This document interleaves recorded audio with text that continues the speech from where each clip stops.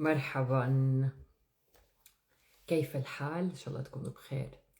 اليوم حابة أحكي على اللي صار بجامع القدم بمنطقة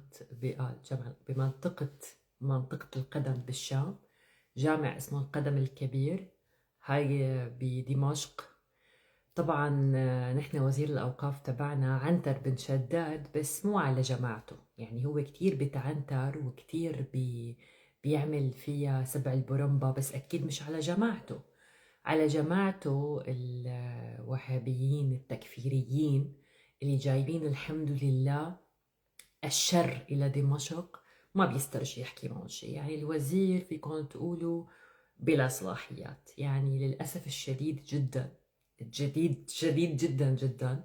العالم كله خايفين من الحرب بين إسرائيل وإيران. نحن الحمد لله لأول مرة بسوريا ما بيكون لنا علاقة بالموضوع، ونصف على حياد لحد هون. الموضوع كتير طبيعي. اللي مو طبيعي أبدا إنه نلاقي حالنا محشورين بهالحرب كرمال كم شيخ ابن ناقصة، ركزوا على اللفظ كتير منيح، وعلى كم وزير ما بيسترجوا يحكوا مع جماعتهم.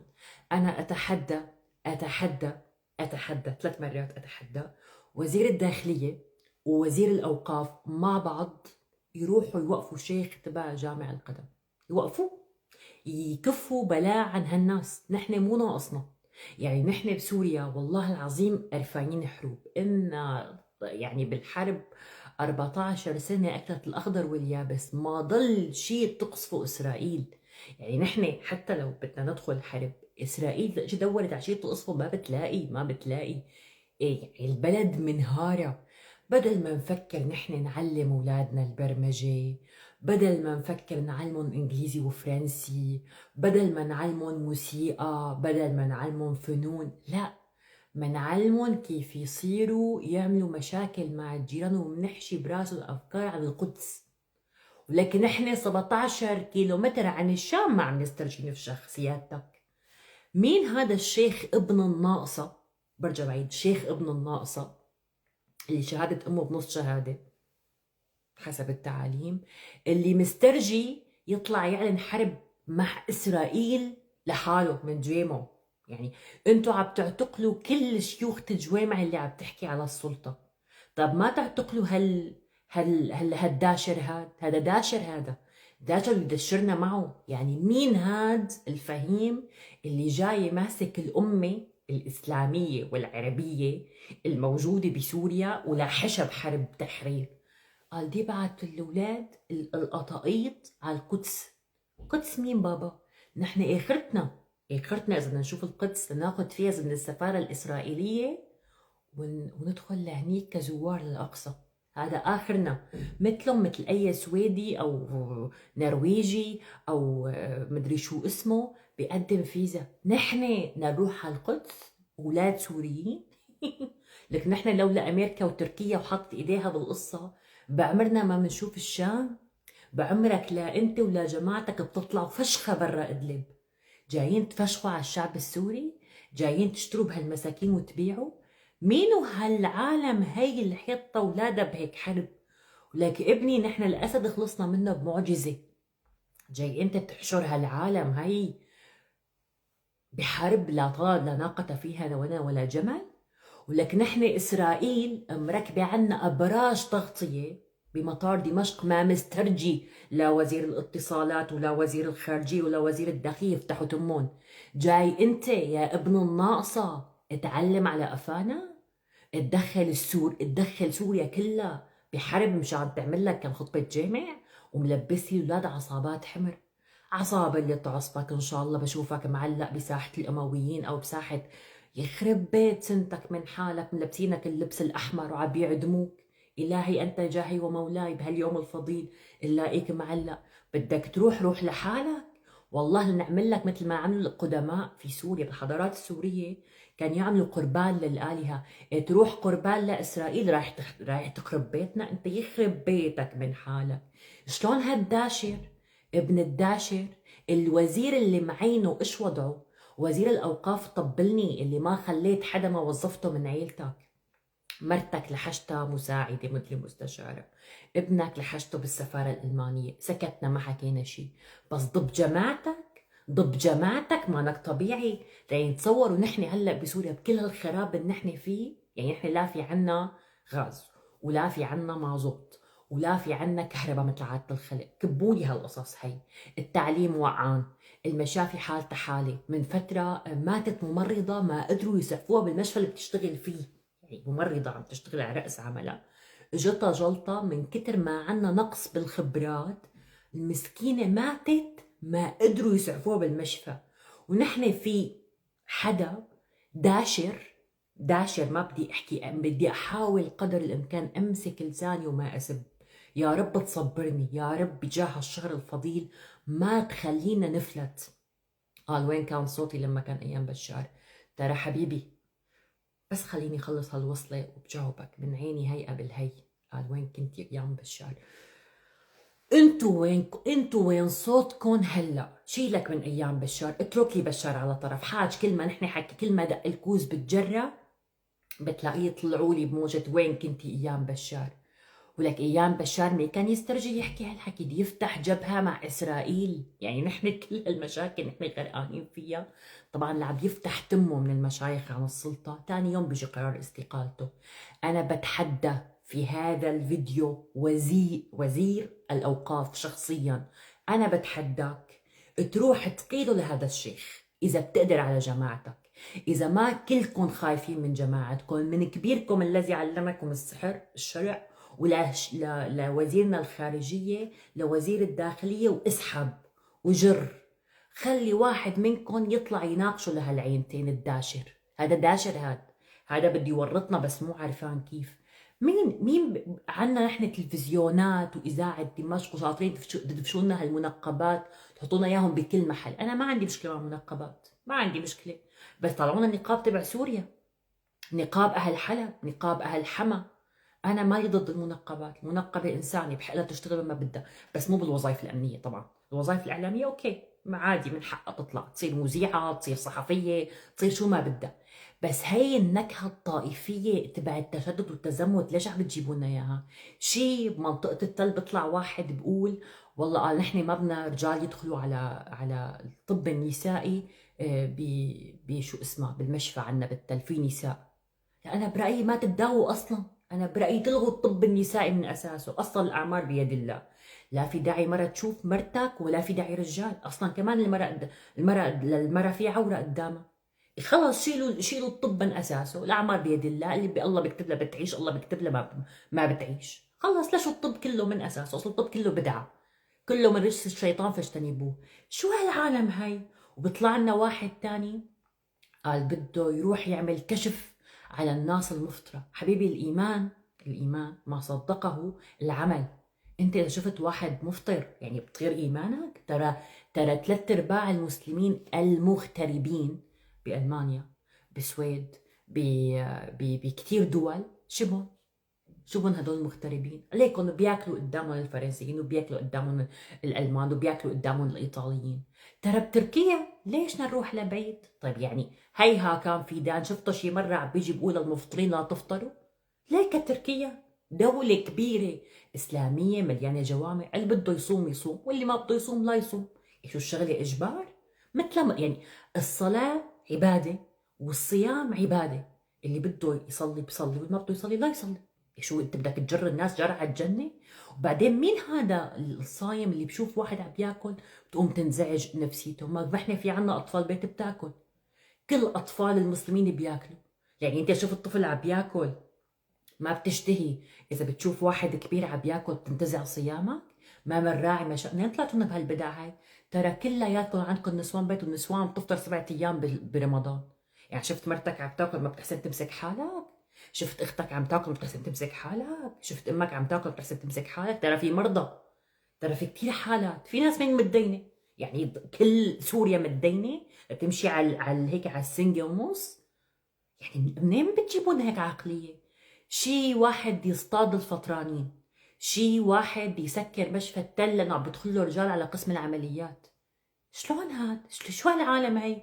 شو يعني وين وزير الاعلام؟ وزير الاعلام مو فاضي. ما فاضي. وزير الاعلام غير كوكب، وزير الاعلام نحن عنا صارت في ملكوته، عم بيكتب بيوت شعر، بيطلع بيعمل مقابلات. والله العظيم هي مي وزاره، والله العظيم هي مو دوله، قسما بالله هي نكته، هي حدا عم بنكت علينا يعني.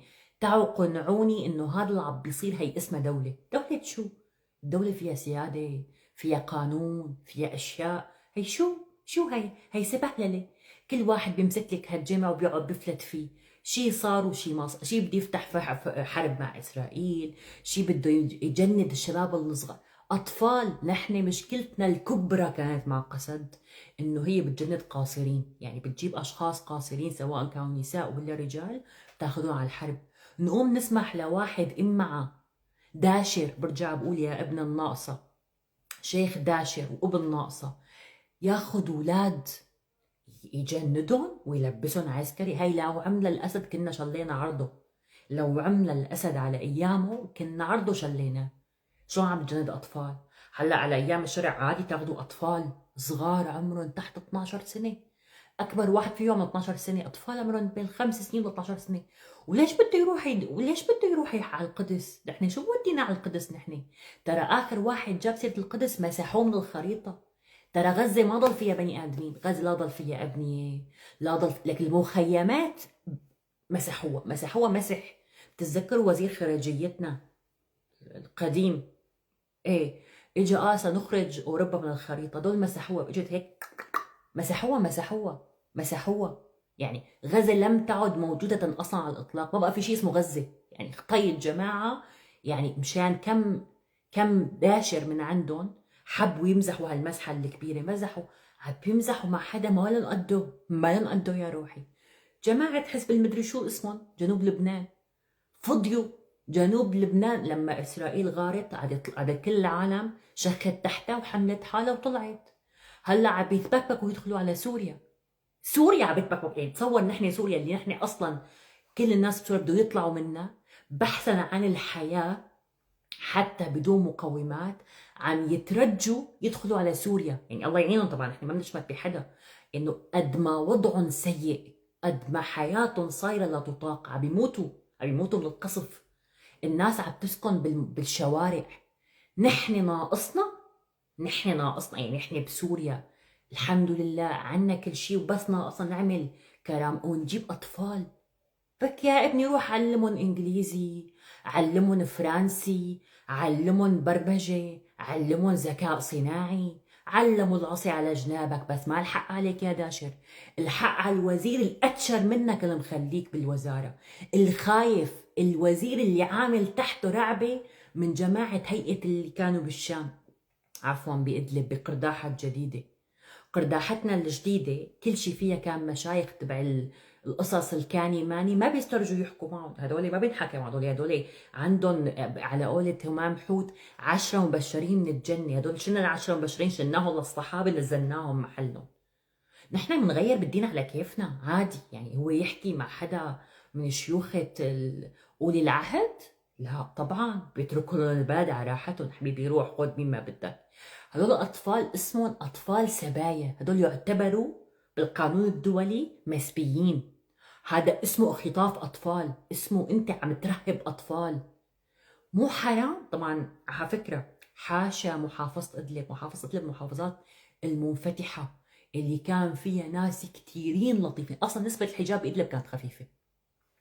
المحافظات المتدينة بحلب بسوريا تنتين، ما في غيرهم اللي عن جد عنده تدين وحجابات وحجاب أسود، تنتين. ما إدلب مو من بيناتهم. إدلب لمتهم، إدلب الله يعين أهل إدلب. يعني أنا ما بقدر أقول كيف عاشوا معهم هالفترة. والله العظيم أنا كل التعاطف مع أهل إدلب. يمكن تفكروني أنا ما بحب إدلب. إدلب الجماعة، يعني كان الحلبي لما بده يتجوز وحدة حلوة ياخذ إدلبي. الله يعني جماعة مبتليين. الله إذا نحن هلأ صرنا قديش عايشين مع هالحكومة سنة وعم تطلع روحنا، هن كيف كانوا عايشين ما بنعرف. أهل إدلب بيشربوا وبيسهروا وبيروحوا بيجوا، جماعة عايشين. طبعا أنا ما بقارن الانفتاح بالسهر، بس أهل إدلب ما هيك، مو مثل ما نحن عم نتصورهم. أهل إدلب مثلهم مثل أهل اللاذقية كانوا يروحوا ويجوا ويطلعوا، لا حدا يمسح لكم مخكم يفكروا ورجوكم أهل إدلب. هن سكنوا بإدلب، استعمروا إدلب، لموا إشي متجدين بسوريا لحشوهم بإدلب. إدلب ما ذنبها، مثل أهل الرقة ما ذنبهم. أهل الرقة شو ذنبهم إنه إجوا قعدوا عندهم جماعة الرايات السود؟ أهل الرقة ما في ألطف منهم، جماعة لطيفين ومضيافين وبحبوا الضيف، سواء كانوا عرب ولا كانوا أكراد ولا كانوا بدو ولا كانوا حضر، كلهم كانوا جماعة لطيفين. يعني ما في حدا بيشتكي من أهل الرقة. هلأ حاليا عدت كم سنة قعدوا عنده. طيب شو بيعملوا يعني؟ بيقلعوهم؟ ما بيحسنوا بسلاح. فأنا ما عم بحكي عن أهل إدلب مشان ما يتاخد حديثي كما بيتاخد حديث معظم اللي بيفتحوا تمهم وبيحكوا بهالقصص هاي، إنه نحن عم نتهجم مع أهل إدلب. أهل إدلب ما دخلوا، بس هالجماعة الحاكمة وكل شي اشتغل معهم، دور معهم المصاري، والمشايخ اللي خليني أقول دفشتهم بالحكم، واللي بيشتغلوا على نغمة من تحت لتحت، على نغمة إسرائيل وجهاد وحكي أكبر منا بكثير. نحن حبيبي ما رح نجاهد، نحن السوريين إننا ها هنا قاعدون، ما لنا علاقة ولا رح يصير عنا علاقة، وإيش ما صار تقلب تتني تطلع تنزل ما دخلنا، ما لنا علاقة. ياخدوها لجنوب لبنان، يحتلوها لغزة، يعطوها لأمريكا، ياخدوها لإسرائيل، ما لنا علاقة، ما دخلنا. نحن يا حسرة مطار دمشق ما عم نعرف نفك أبراج التغطية الإسرائيلية منه. إذا عندكم خط أوروبي وبيفتح تجوال، انزلوا على مطار دمشق بكتب لكم ويلكم تو إسرائيل. مطار دمشق الدولي. الرجال فيكم لا بيكتب لي تعليقات بشعة، بدي اياه يطلع يكذب هالحكي، يطلع يكذب وزير. إذا كان وزير الاتصالات رجال يطلع يكذب هالحكي. إذا يجي أبو مريم شخصيا يفك برغي ببرج الاتصالات اللي مركبته إسرائيل بالشام. أنا مو ضد إسرائيل يا جماعة، أنا من الأساس ماي ضد إسرائيل، ما تفكروني إنه ماي ضد التطبيع، لا أنا مع التطبيع، بس أنا ضد الهبل اللي ممكن يوصلنا لمشاكل نحن بغنى عنها. نحن بلد الله يساعد، بدنا فرج ربنا، عم نشتغل ليلا نهارا للبلد شوي يتحسن، تخف الفساد، وما نكون خلصانين من عيلة الأسد ونطلع بعيلة الشرع. ما يروح ماهر الأسد يجي ماهر الشرع، ما يروح رامي مخلوف يجينا أبو مريم. بس نحن هذا اللي بدنا إياه. أما ندخل بمشاكل مع إسرائيل ومشاكل ما بعرف مع مين، هذا الكلام ما لنا قده، ما لنا علاقة، عن جد ما لنا علاقة بهذا الحديث، ما لنا علاقة. استلهم قول الرئيس الشرع مع انه ما بحب استلهم منه، ما لنا علاقة. هذا الحديث كله ما لنا فيه. واي حدا تسول له نفسه الأمارة بالسوء، الابن الناقص اللي بده يطلع يعتري المنبر، كسوله رجليه.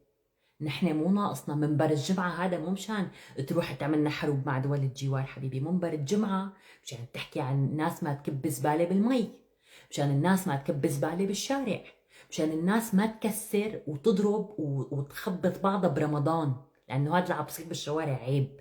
الناس عم بحلب ساحبين على بعضهم سكاكين ومسدسات مشان حادث يصير.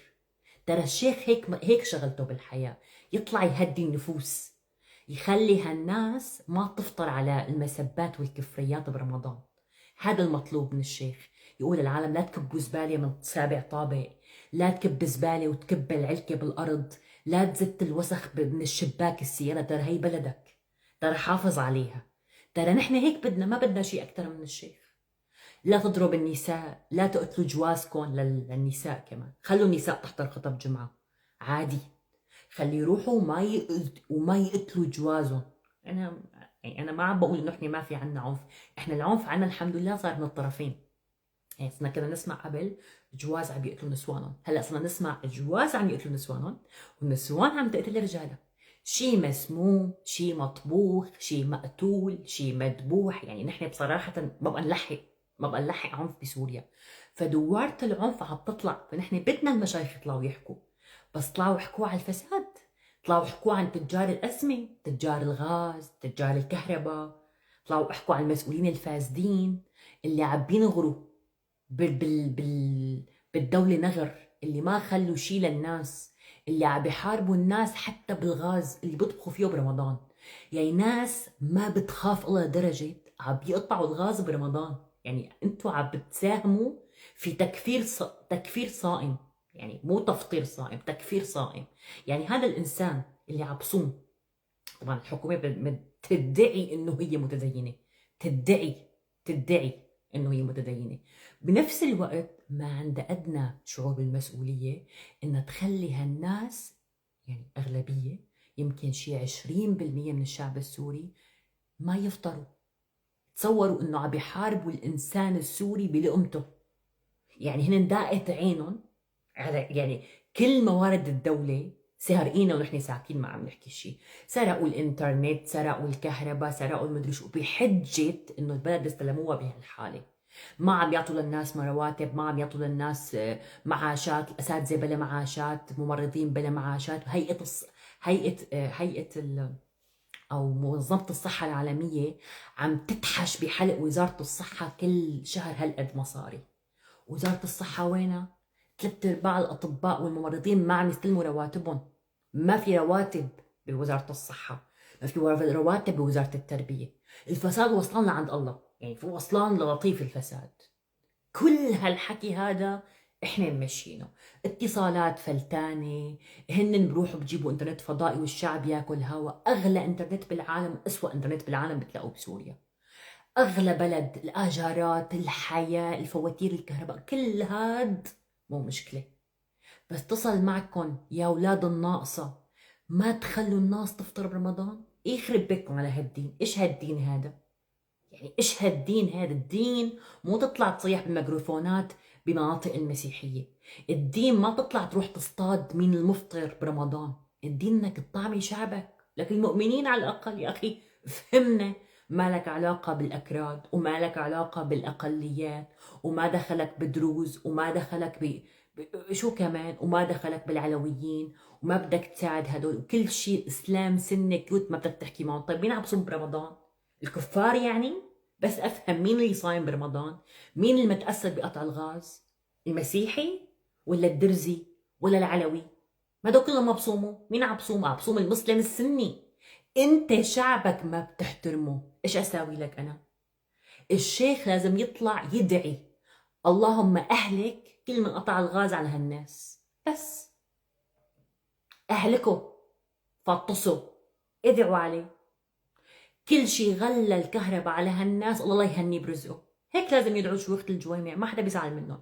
بس مو يروح يمسك هذا الشيخ وينزل بساحل أطفال صغار، أطفال هيك صغار، قطاقيط، يعني بده يساويهم نسخ من أحمد الشرع، يبعتهم على العراق ويبعتهم على غزة ويبعتهم على فلسطين. لا روحي لا حاج.